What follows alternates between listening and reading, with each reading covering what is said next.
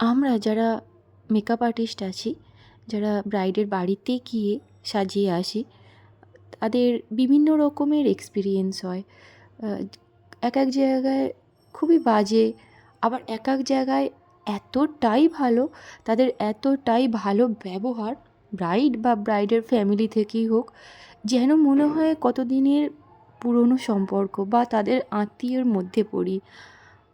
সত্যি বলতে এতটা আমরা এক্সপেকটেশান করি না, কিন্তু সেখানে গিয়ে যেন মনে হয় চেনা পরিচিত।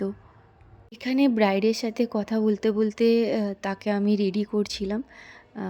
অনেক কথা হয়েছে তার সাথে। যেমন এখানে আমার ব্রাইড বলছিল বারবার করে, "দিদি আমার সাজতে একদম ভালো লাগছে না, বসে থাকতে ইচ্ছা করছে না।" সে চাইছিল কতক্ষণে তাকে শুধু ছেড়ে দেব। কিন্তু তাকে জোর করে আমরা বসিয়ে রেখেছি, সাজাচ্ছি, আর সে বেচারি কষ্ট করে সেজে যাচ্ছে। তার স্পেশাল দিন বলে কথা, একটু তো তাকে সাজতেই হবে, তাই না? এটা আমার একটা নন এইচডি প্যাকেজ ছিল ব্রাইডের। আর এই ব্রাইড এতই সুন্দর, তাদের ব্যবহার, তাদের পরিবারের প্রত্যেকটা মানুষজনের, তার বোনের, তার মায়ের সুন্দর ব্যবহার। আসলে মানুষের ব্যবহারটাই তো মানুষের পরিচয়, তাই না? তোমরাও দেখে জানিও কেমন লাগলো আমার ব্রাইডকে।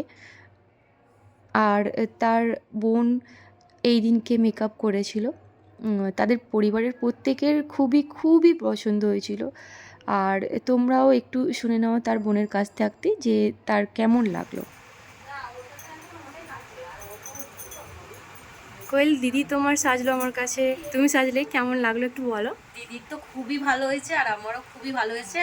দিদিকে 6 মাস আগে থেকে বুকিং করেছিলাম, মানে ডেট পাচ্ছিলাম না, মানে হ্যাঁ। ভগবানের দয়ায় পেয়েছি। আমি খুব খুব খুশি আর দিদি প্রচুর স্যাটিসফাইড। কিন্তু দিদির একটু তাড়া আছে বলে দিদি বেরিয়ে গেছে। দিদি রিভিউটা আমি দিয়ে দিলাম। হলে নিয়ে নেবো। হ্যাঁ, হলে নিয়ে নিই। Thank you. টাটা। টাটা। তো শুনতেই পেলে বোনের রিভিউ।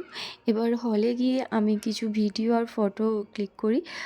আর তোমরাও অনেক ভালো থেকো। তোমরা দুজনে খুবই মিষ্টি, মিষ্টি একটা সম্পর্ক আমাদের মধ্যে তৈরি।